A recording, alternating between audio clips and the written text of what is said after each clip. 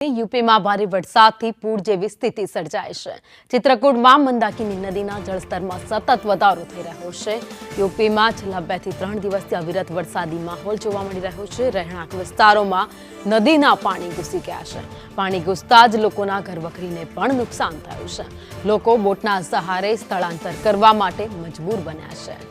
તો યુપીના દ્રશ્યો તમે જોઈ રહ્યા છો। વરસાદ બાદ હાલાકી ભોગવવાનો લોકોને વારો આવ્યો છે, કારણ કે અનેક વિસ્તાર છે જે પાણીમાં ગરકાવ થઈ ગયા છે। રહેણાંક વિસ્તારોમાં પાણી ઘૂસી જતા અવરજવર અટકી ગઈ છે, ત્યારે લોકોએ બોટનો સહારો લેવો પડી રહ્યો છે। તો અનેક લોકો એવા છે નીચાણવાળા વિસ્તારોમાં જ્યાંથી લોકોનું સ્થળાંતર કરવામાં આવ્યું છે। તો ચિત્રકૂટના દ્રશ્યો તમે જોઈ રહ્યા છો।